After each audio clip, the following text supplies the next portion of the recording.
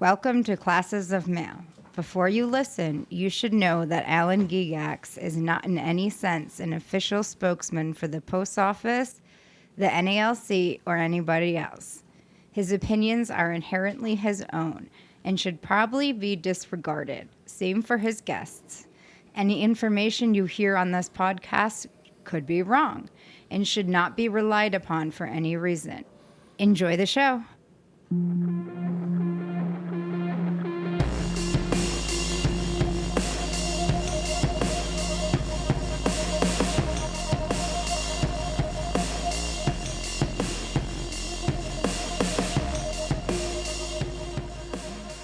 Yeah, buddy. Here we are. We're recording. I hope the audio is coming out okay. I guess we'll find out soon enough. We are in the very professional bedroom studios, guest bedroom studio. And maybe in the mirror, you can even see Annie laying on the bed with us. I don't know. Hey, Michael, welcome to the show. Hi, everyone. Everybody, welcome to another episode of Classes of Mail. My name is Alan Gigax, and I got distracted. I didn't even do my proper open. And I'm Michael Brazenmoy. Yep, thank you. Yes, exactly. So this definitely adds a new element. We'll see. For those of you listening on audio, which is almost everybody, I have bought a camera, and it has an audio input that hopefully we can record these episodes also on video. And it'll basically be the same thing, except you get to look at me while I'm doing this. YouTube is very popular, so we're going to see how that goes. So that's that. I'll let you guys know where to find it at some point. For now, we're just seeing if we can successfully record this. All right, so enough of this nonsense. Let's get into today's topic. So I had to wear my Denver Broncos shirt today? Oh, I didn't even think about what I was wearing. I should have worn something sexy. Oh, well, next time. Yeah, he'll wear the Buffaloes one. Yeah, that's true. I do have a Buffalo Bills shirt, but that's all right. For now, let's get to the content. Exactly. All right, so today's episode, as you can tell by the title, is about presidential rulings.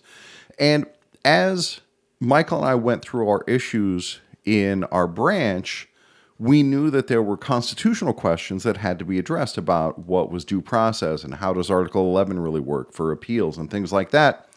And there are presidential rulings on these issues. You know, I found them out by going to Google and putting in like NALC Article 11, and I found presidential rulings. And I'm like, oh, these are very informative because this is where the president, the national president, like right now it's Brian Renfro, will dive into these issues and give clarification or expand on what this stuff actually means. Because when you read Article 10 or Article 11, it's pretty vague. You know, it doesn't give a lot of detail. And so what does that due process or what do these processes really mean? So for today's episode, I want to go through some of these presidential rulings and talk about them and what they mean for us as people who are reform-minded within our branches, and how the Constitution of our union can serve us as letter carriers. So the first thing, go ahead. I remember, we had a couple episodes ago that I talked about how, our Constitution is very muddy language that it's hard to explain. Mm-hmm. And so we need clarification Constitution. Yeah, definitely. It's like a lawyer wrote it or something where they just made it vague so that, basically what happens is that the president, whichever president comes in, he can basically make his own decision. Yeah. So, and by the way, today, even the national. Right. Yeah. So we're talking about the Constitution for subordinate and federal branches today. When we say Constitution, when we say Article 10, Article 11, the stuff we're talking about as it pertains to your branch. There are like 4 different constitutions in our Constitution: national, state, branch level, and like retirement fund or whatever. But we're talking about the one for your branch. So it's important to note, well, we're going to talk about the themes, I guess, as we go along. So the first thing that I want to do is thank the people who stepped up and volunteered to research some of these rulings for me to take some of that effort off of my plate. And there was one person in particular who sent like a whole analysis of the rulings and I'm actually going to read from some of what he sent me because it was so good. Yeah, it's tough because Alan is on OT now. Yeah, list now, had to get back on the overtime yeah, list. he doesn't have that much Dude, time anymore. It is amazing how much difference 2 hours a day makes. You know, that was a big chunk of my free time as it turned out. And so, yeah, working overtime, I come home, I walk the dog, I'm like, holy shit, it's already 8 o'clock. I got to get to bed soon. And podcasting takes a back seat, right. Especially for episodes like this where we have to do research. Okay, so let's get into it. The first presidential ruling that I want to talk about, you know, I was considering redacting the names from the rulings, but these are all public. I don't think it really matters. It's under Google, so yeah, I it's guess it all won't matter. publicly available. It was all published in the postal record, so I'm not going to bother with redacting them. The first one is out of Branch 70, and this is ruling number 9276 from January 9th, 2024. And there goes Annie. All right. There we go. Okay. And it reads, one more caveat about these presidential rulings is we don't have access to the letter that initiated this ruling. So we don't know exactly what the question asker sent to the national president in order to elicit this response. And when we had our Constitution class or the bylaw class or whatever with Nicole Ryan, that was one of the things she brought up about, hey, be careful with these presidential rulings because the next president could rule something different, and B, you don't know what the fact circumstances are. But even with that, I think we can take a lot of information from these rulings. Okay, so this again is ruling number 9276. It was January 9th, 2024, which is fairly recent. And it reads, this is in reply to your letter dated December 30th, 2023, in which you asked me to rule on whether Branch 70 President Guzman has improperly restricted your duties as steward to one unit in the El Cajon, Maine post office. By the way, El Cajon's my hometown. I appreciate your concerns and those of the branch members who signed the petition that was sent with your letter. Okay, so just for clarification here, Mari Thompson had her duties taken away from her, where each station had like multiple zip codes, and she was responsible for both zip codes. And then the president or her branch president said, I only want you to work in the one zip code, you know, essentially like, taking away some of her duties. And so she wrote to President Renfro, I think it must have been Renfro at the time, to say, hey, I don't think this is right. You know, can he do this? So the president goes on. Nonetheless, I must advise you that there is no basis for any intervention by the National Union at this time. So the national president, not going to do anything about it. And he goes on. Article 6, Section 1 of the Constitution provides that the branch president shall have, quote, general supervisory powers over the branch, end quote, and the authority to, quote, see that officers perform their duties and enforce the Constitution, bylaws, rules, and regulations of the branch, end quote. In addition, Article 6, Section 1 provides that the branch president is chief shop steward of the branch. The branch president therefore retains the ultimate authority to supervise all stewards in the performance of their duties, regardless of whether they are elected or appointed. Any such decision by a branch president is subject to appeal to the branch under Article 11 of the Constitution. The branch's decision may be appealed to the National Committee on Appeals under Article 11, Section 2. So that is his ruling. Now, we're going to see multiple rulings about this same topic, about stewards having their duties taken away. And the duties part is the purview of the branch president. However, there are caveats that we're going to see in future rulings that weren't listed here, because one theme that we're going to notice is that branch presidents are given a lot of latitude, and they can basically run their branch however they see fit, but it's not unlimited. There are still constitutional limits and presumably bylaw limits on what a president can do. And so this ruling doesn't really get into those. It only goes over, hey, by the way, if you don't like what your president's doing, you can use Article 11 to appeal that. And we've talked about that before, but it's important to bring it up here that if your president or if your branch does something that you don't think is right, you absolutely have a right to appeal that under Article 11. All right, you ready for the next one? Yeah, yeah. Okay. I mean, if I'm looking to see if I agree with it, well, I do agree with it, but it doesn't seem like they took the whole job away. No, it only restricted some of the duties. Yeah, it took some of the duties away. Yeah. So there are more issues like that coming up. I got Okay, a okay. handful of rulings here. Okay, this one is from Richard McLehose out of West Babylon, New York, Branch 6000. This is ruling 8878, December 5th, 2022. This is in reply to your email sent November 30th, 2022, inquiring whether the president or executive board may dismiss a former officer who was appointed to the position of part-time representative in Branch 6000.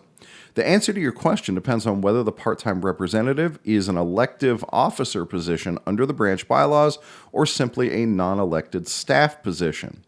Okay, so this is going to be pivotal to what we want to learn from this ruling, because if the president appoints you to say, like, hey, I need you to update our website, every 2 weeks, and then the president says, I'm done with you, I don't want to use you for the website anymore. That's within the president's purview, unless there's something different in your bylaws, that's fully within the president's authority to do that. However, if the president says, hey, I want you to be our branch's recording secretary, and you become the recording secretary, and then the president says, I don't want you to be the recording secretary anymore, that's a very different thing, and that's what we're going to get into here. So the national president goes on. Article 4, Section 1 of the Constitution allows branches to enact bylaws creating additional elective offices beyond those provided for in the Constitution. A member occupying such an elective office may not be summarily removed. The appropriate procedure for removing an officer is to initiate charges under Article 10 of the Constitution for the government of subordinate and federal branches. For purposes of the Constitution, it is of no significance whether the officer was elected or appointed by the branch president to fill a vacancy. So there you go. The president can't just get rid of officers. You have to go through Article 10 procedures. And you have to bring charges and go through the whole thing. You can't just say, I don't want you to be an officer anymore. The president does not have that authority. When it comes to officers. When it comes to branch officers, yeah. All right. If the part-time representative position is simply a staff position, then the Constitution would not prohibit summary dismissal.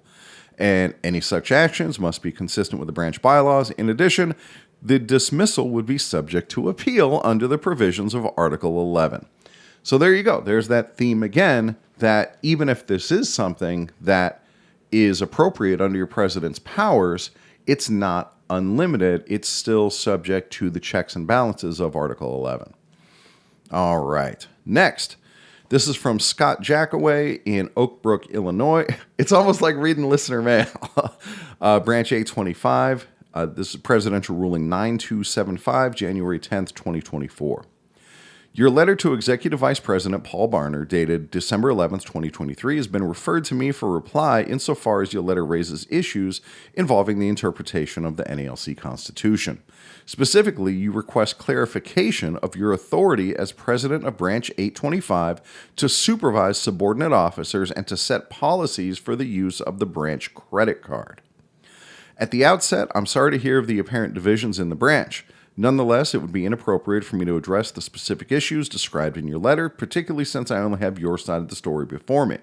All right, so in looking at a bunch of presidential rulings, this is very common, that the national president will at all costs avoid actually getting involved in the dispute. And that was very frustrating for us sometimes, that he wouldn't just, hey, you got to do the right thing. He would make his ruling and then that's it. He kind of washes his hands of it. And even the ruling, he tries to stay as vague or as neutral as possible. All right, so going on. I can provide the following general guidance. Please feel free to share copies of this letter with any of the other branch officers as well as the members, or read about it on your podcast. I added that last part. All right. Article 6, Section 1 of the NALC Constitution provides that the branch president shall, quote, have general supervisory powers over the branch, end quote, which includes, we've already read this stuff before. As previous rulings have consistently recognized, this provision confers upon the branch president supervisory authority over subordinate officers. Accordingly, as president, you would have the authority to order compliance with policies regarding the expenditure of branch funds or the use of a branch credit card. A subordinate officer who fails to comply with directions from the branch president would be subject to charges under Article 10. So, once again, the branch president can't just unilaterally institute some kind of punishment. That's what Article 10 is for. If there is to be a punishment meted out by the branch, that's what Article 10 is for. All right. So it goes on. Section 1 of Article 10 provides that, quote, any officer who shall fail or neglect to discharge the duties of his or her office may be removed from office, end quote.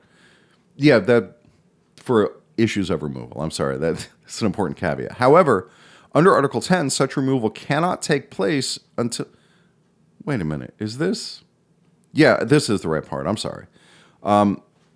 Under Article 10, such removal cannot take place until written charges have been filed and investigated by an appointed committee and then voted on by the branch at a meeting.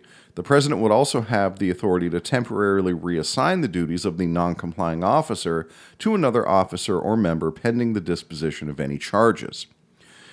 Expenditures of the branch are governed by Article 10, Section 3 of the Constitution.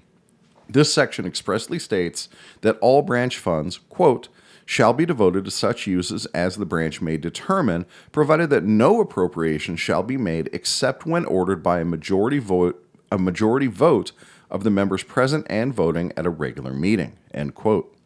Accordingly, officers may only expend branch funds if the expenditure has been approved by members.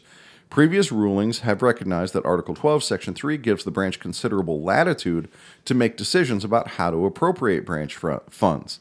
A branch may authorize payments in advance through its bylaws or by enacting a budget or a specific resolution authorizing the executive board or a specified officer to make the expenditure in question.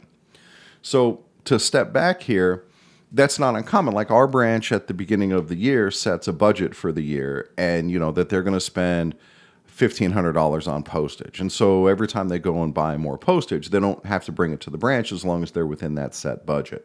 Well, there's a part in there about investigation committee. Yeah. Okay. That's where I kind of disagree, my opinion.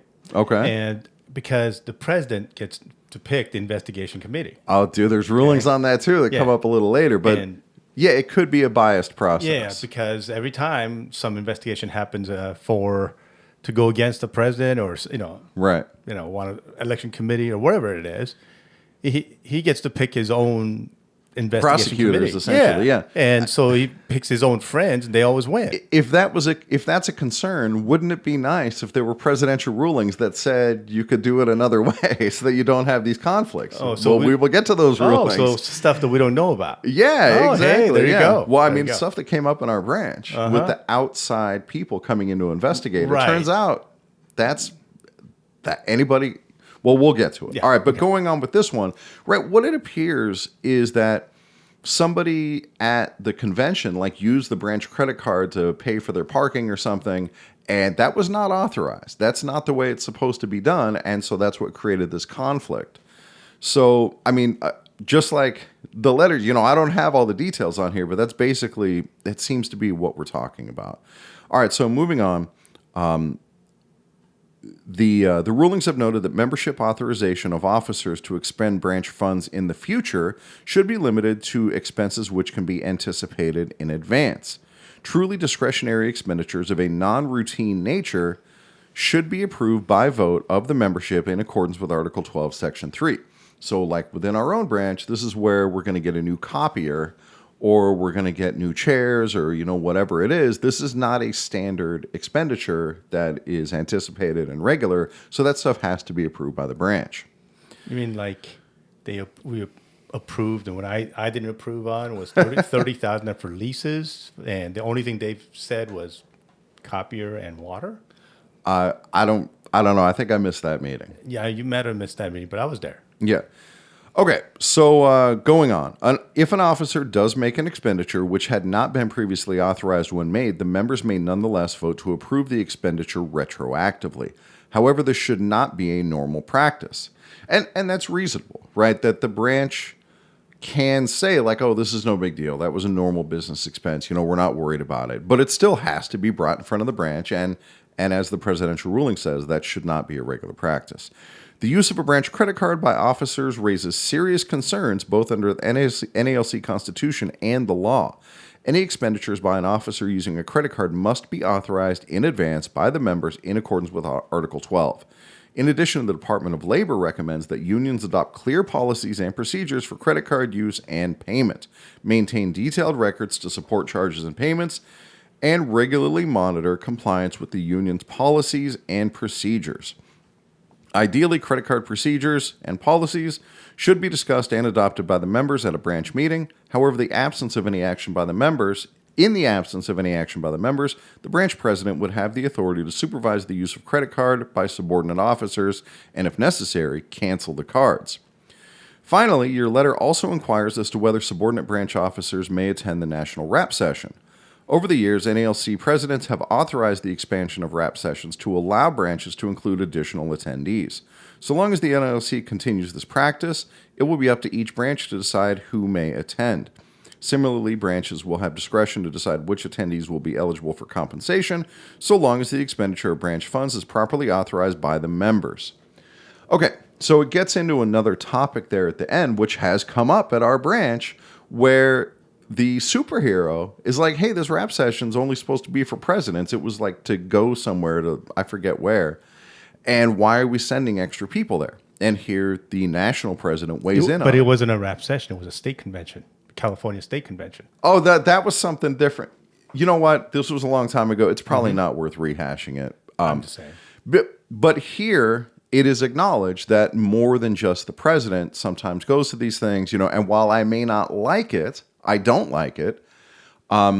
If the branch approves it, well, it's up to the branch. It's the branch's money. And I cannot like it all day long. The branch still voted that that's how they want to spend their money. So be it. Like the Committee of Presidents meeting that we just had in Puerto Rico, that was a lot of money. And as I understand it, like they don't even have classes there. It was just a place to... Was there anything in there that who picks the people to go? No, there was not. And from having read enough presidential rulings, it would be up to the president, subject to approval by the branch, unless you have specific provisions for it in your branch bylaws. And our branch did approve that. Yeah, it was the president and two people to be named later. Yeah, to go to Puerto Rico for this which I tremendous asked amount of the money. question later. Yeah, right. Who are you going to take with you? Right. And that's a reasonable question. I didn't forget that. So all of this stuff, right, is all kind of on this under that umbrella of expenditures. And guys, you have to remember that it's the branch's money. It's not the president's money. It's not the treasurer's money. It's your money as a branch member, and you ultimately have the authority over how that money is spent. And if there's any questions, it should be resolved at the branch meeting. But that also means that you have to go to your branch meetings. Okay, let's move on. This one involves somebody close to our hearts, David Grosskopf, out of Cheektowaga, New York, Branch 3. This one is Presidential Ruling 9154, August 22nd, 2023. This is in reply to your email sent August 18th, 2023, requesting clarification of the appeal process provided by Article 11, Section 1 of the Constitution, as it pertains to appeals directed at a decision by the president of a branch. So we can infer here that David Grosskopf made a decision and somebody appealed his decision under Article 11. So it goes on. Article 11, Section 1 provides that, quote, an appeal may be taken to the president from the decision of any other officers of the branch and to the branch from any decisions of the president, which appeal must be taken at the meeting at which the subject appealed from is under consideration and before any other business is taken up for action. So just for clarification here, if this happens during a meeting and you say, hey, I don't like the decision that you just made, I'm going to appeal this under Article 11, everything else stops, and that's what you're doing right now. You are appealing the president's decision. You and the president are going to have a back and forth. That's actually what this ruling is about, is that back and forth. And then the branch is going to vote. And it happens right then. This is an incredibly important check on presidential power. Okay. So going on. There are no particular procedural requirements or standard operating procedures for submitting an appeal to the branch from a decision by the president. The president may certainly respond to the appeal. Both the appellant and the president must be given a fair opportunity to be heard. Ultimately, the members must vote on the appeal at the branch meeting. So, using my context clues, I presume what happened here is like this person appealed something that David Grosskopf did, and there was a back and forth, and the appellant probably said like, "Hey, this is my appeal. You don't have a right to talk. I'm making the appeal." And so Grosskopf, based on what I can gather from here, reached out to Renfro or whoever the president was to say, "Hey, do I have a right to defend my position in this Article 11 appeal? If somebody's appealing my action or my decision, can I defend it?" And the answer to that is yes, right? It is designed for people to get a fair hearing so that the branch who is ultimately going to decide can make an informed decision. Which is a difference between somebody being charged. Yeah, right. That's not how Article 10 works. Yeah. Article 10 is laid out a little differently. Okay, so where did I leave off? Okay, so thus an appeal challenging a decision by the president made at a branch meeting would normally be made at that meeting and resolved before any other business. There you go, like we were just saying. Appeals can also challenge decisions by the president in which were made between meetings, such as a decision to relieve a steward of their duties. So let me ask you this, Michael. We'll get into how that's handled. If you're not at a meeting and you appeal something that your president has done under Article 11, when should that appeal be heard? The next meeting. That is correct, and that is exactly what this presidential ruling says. Such an appeal would normally be made at the first meeting after the decision. Previous rulings have recognized that reading the appeal after the roll call of officers and stewards during a report of communications would be consistent with the requirement that the appeal be acted on, quote, before any other business is taken up for action, end quote. So yes, something happens in between meetings. You don't like what your president did. I'm going to appeal it. That should be the first order of business as soon as you start conducting business at the next branch meeting. And then you and the president or the appellant and the president are going to argue it out, and then it's going to go to a vote of the branch. Finally, in response to your third question, the provisions of the NALC Constitution do supersede branch bylaws. However, it would be inappropriate for me to rule on whether the provisions of the Branch 3 bylaws are inconsistent with the Constitution. Generally speaking, disputes over the interpretation or application of branch bylaws must be addressed in the first instance at the branch level. I do note that the bylaw provisions you cited appear to be addressed to the permanent removal of stewards. A steward relieved of duties under Article 6, Section 1 of the Constitution is not considered to have been permanently removed. In that situation, the steward remains entitled to attend steward meetings and to perform whatever duties were not reassigned to the extent consistent with branch bylaws. So that's probably what happened here, is David Grosskopf took away a steward's duties, presumably, hopefully, for the reasons that are laid out in later presidential rulings and are laid out in the Constitution, which we'll get to. And it was objected to, and, that's how this whole process happens. So the person who was researching this for me wrote a little bit on their interpretation of Article 11 and the value that it holds. So I want to read that here. Article 11 appeals cannot be treated like a favor. The Grosskopf ruling is probably the best Article 11 ruling in the set. It explains that an appeal from a president's decision goes to the branch. The ruling does not impose a lot of rigid technical requirements for how the appeal has to be submitted, but the basic rights are clear. The appellant and the president both get a fair opportunity to be heard, and the members vote on the appeal. This is important because a president who refuses to hear an Article 11 appeal is not just being difficult. They are cutting off the constitutional mechanism that reviews their own decision. That is a serious problem. Article 11 is not a courtesy. It is something that it is not something the president can only allow when it's convenient. It is the check on presidential authority.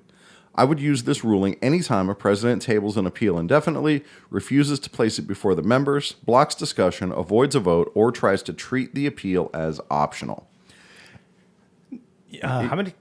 So this is where you have to know the Robert's Rules of Order very well. Yeah, if your branch runs by Robert's rules, which Yeah. most do. Yep. Because some officers, knowing the rule, Mm-hmm. they will use that against you and then cut you off. Yeah, absolutely. They'll call Okay. for the question, or they'll make a motion to table, or they Right. could do any number of things. Like we heard happen in Branch 70 was when Michael Rivera tried to appeal the denial of a secret ballot vote on his conviction, that his appeal was just ignored. You know, I mean, we're waiting for more information on that, but that I haven't heard anything to the contrary, and I have certainly been asking around. I mean, the thing is, he was probably right because the same thing happened in my branch. Yeah. Because I brought up the secret ballot, and then the person that came to help us out from a different state Right. said, "Oh, you can't do that." Right. And Yeah. my president goes, "Oh, see, somebody from different states says this," and it violated the rules of the Robert's Rules of Order. Exactly. To have a secret ballot, because to have a secret ballot, you have the branch has to vote for it. Right. You would just vote on this is how we're going to decide this issue is by secret ballot. Yeah, you take a vote and that's how it's handled. A bunch of shady motherfuckers out there. Mm-hmm. All right, moving on. Yeah, you got that's something why. else? Go Yeah, ahead. yeah, that's why these things. This is where information is very important. Okay, the more information you know, the more ways you can protect yourself. That's right. And that's why we're reading these rulings, because it's empowering to know, like, oh, this is how that's supposed to work so that you don't get screwed over. Yeah, because when it comes to officers, they will find a way to screw you over if you don't know the rules. Right. And I would go on to say that, we have a fair amount of branch presidents who listen to this as well. And it's good for you to know, too, so that you don't screw people over, because that is not okay. I disapprove. Yeah.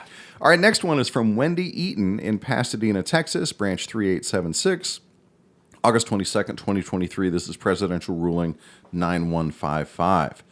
This is in reply to your email sent August 18th, 2023. I'd like to point out that these typically get answered within a couple of days, which is, good on them. Requesting that I declare charges that have been filed against you baseless. Dude, look at that. This is a branch president who's saying, hey, somebody brought these charges against me. Can you just dismiss them, essentially? You want to take a crack at this one just at face value, Michael? Well, how do you think the national president's going to decide? Well, you can't just throw it out because somebody appealed it, right? It's not an appeal. These are Article 10 charges that were brought against this branch president. And the branch president wants the national president to just rule the charges baseless and throw them out. You can't do that because the branch makes the decision. Ding, ding, ding. Let's see if the national president agrees with Michael. Boy, we agree with Renfro on a lot of things. Well, it's just interpreting the Constitution. I know. Okay. While I appreciate your concerns, I must advise that it would be inappropriate for me to intervene in this matter at this time. As previous rulings have recognized, a branch president cannot declare charges invalid on their face so as to prevent them from being processed by the branch. This is the same motherfucker who had charges against him that were brought by Michael Rivera, declared invalid on their face. Yeah. Isn't that something? I don't want to say he's a fucking hypocrite. I do want to say that, actually. I do want to say that. That's Yeah. hypocrite. Yes, I do. Yeah, I will say it. He's a fucking hypocrite. Because it was on him, so he could make that decision, Right. saying, oh, it's no good. Right, exactly. So once filed, charges must be processed in accordance with, must be processed by the branch in accordance with the procedures set forth in Article 10 of the Constitution. I can provide the following interpretive guidance, which may be shared with the investigating committee and the membership. Article 6, Section 1 of the Constitution specifically provides that the president of the branch, quote, shall, by virtue of their office, be the chief steward for the branch, and they may delegate such authority to other members, end quote. This language empowers the branch president to appoint stewards. The authority to delegate this responsibility, should the branch president so choose, cannot be taken from the president. So if our branch president decided, like, I'm not really in touch with the stations and I'm kind of a dirtbag, maybe I should have the vice president appoint stewards. That's within the branch president's purview, that, hey, you're going to start appointing stewards. But ultimately, that authority still rests within the president and, they can delegate it how they see fit. Okay. So all these presidential rulings, Yeah. Brian Renfro is from January of 2023 to December of 2026 because 2027 will be a new president. That is the plan. Yes, that is definitely the plan. Okay. So anything that says 2022, that was Fred. Yeah. So, right. I know we'll have some rulings a little later that go back further. All right. So, in particular, previous rulings have recognized that a bylaw provision assigning to the branch vice president the duties of chief shop steward conflicts with Article 6, Section 1 of the Constitution and cannot be enforced. So, yeah, if you have a bylaw that, as it says here, if it conflicts with the Constitution, it's unenforceable. You can't do that. Disputes over the meaning or application of the branch bylaws must be resolved in the first instance at the branch level. Accordingly, it would be inappropriate for me to address your Boston Convention and Exhibition Center argument that the provisions of the branch 3867 bylaws cited in the charges is inconsistent with the Constitution. This argument may be presented to the investigating committee and to the branch when the charges are considered. Ultimately, if the charges are sustained, this argument may be raised in an appeal to the National Committee on Appeals. And that's something that I don't know how many of the subsequent rulings that I selected are going to have it, but it will say, like with due process, for example, where it's troublingly common that people who get Article 10 charges against them are not given due process. It happened to Michael and me. We never got asked any questions. We never got to cross-examine our accusers, nothing. And Because they were told lies. yeah, basically. You guys have to do your investigation to protect us. Right, not right. them. That the job of the investigator is to find us guilty, is what they were told. Yeah. So anyway, those due process violations are a valid basis for an appeal. And it's not unheard of for the Committee on Appeals to overturn a conviction strictly on due process grounds, because we can't have a conviction where, like the defendant never got a chance to actually defend themselves. That's not a valid conviction. I have seen rulings where they remand back to the branch and give the branch a second bite at the apple. I don't know how I feel about that necessarily, but these due process grounds are a valid reason for an appeal. Okay, moving on. The next ruling is from Catherine Tondreau, Taylor, Michigan, Branch 2184. How many more we got left? I don't know. Oh God, we're already at 37 minutes. Dude, we have quite a few. We might have to do another episode. Then maybe on do a these. part 2. Yeah, we might have to do a part 2. Because, dude, these are so interesting. I hate to not do it. But thank you for pointing out the time. Yeah, we like to keep it around 30 minutes. Yeah. So that you wouldn't get too bored. Okay. Boring. Yeah, this will be the last one. And then, we're going to have to do a second episode. Yeah. Okay. This is Presidential Ruling 9077, June 16th, 2023. Hey, that was my 48th birthday. This is in reply to your letter sent by email, June 14th, 2023, regarding the charges that have been recently filed against the president, executive vice president, and a steward of Branch 2184 under Article 10 of the Constitution. According to your letter, a 3-member committee has been appointed by Branch President McGregory, which you assert is not disinterested. Your letter requests that the National Union intervene in this matter and appoint a new committee to investigate the charges. Oh, this is what I was talking about earlier. Yeah, exactly. Right. A lot of this stuff is addressed, and that's why I find these rulings so interesting. At the outset, I must emphasize that I have no firsthand knowledge of the facts. However, your letter does indicate that the committee... Dadgummit. I lost it. That the committee... there we go. May not have been appointed in accordance with the Constitution. Article 10, Section 3 of the Constitution provides that the committee to investigate the charge is to be appointed by, quote, the president, or if the president be the person against whom the charges are made, the vice president, end quote. If both the president and the vice president are charged, then the next highest ranking officer should normally appoint the committee. If, as you assert, Brother McGregory is named in the charges, then he should not have appointed the committee. Oh, look Yeah, at that. no shit. Yeah. Our president that he chose. Well- and it was against him. Well, I mean, he didn't appoint the committee to investigate himself. Yes, but he did. I don't think that's true, Yes, dude. no, he did. Not for his own charges. I think Especially he had the vice president select Lori that too. committee. Remember Lori? Yeah. He appointed I think the vice president did that. All right, look, dude. Okay. But anyway, Yeah. that's already done and over with. So, So we know for next time. Yeah. He should not have appointed the committee, and the committee should not proceed with the investigation. Please note that I am providing a copy of this letter to Brother McGregory as well as the other charged parties. It appears that some level of scrutiny by the National Union is warranted. Oh, we've gotten those letters before, because it has certainly been warranted at our branch, to ensure that the charges are investigated impartially and in full compliance with Article 10. Therefore, by copy of this letter, I am directing National Business Agent David Mudd to investigate the situation and provide whatever assistance the branch may require. In accordance with my authority under Article 9, Section 1 of the National Constitution, I'm authorizing Brother Mudd or his designee to appoint the committee if he believes it is in the best interests of the branch for him to do so. The committee may include disinterested members from other branches. Yeah, so here's the problem with the disinterested people, okay? Yeah. Because like our president would pick his friends that he knows that's loyal to him. Sure.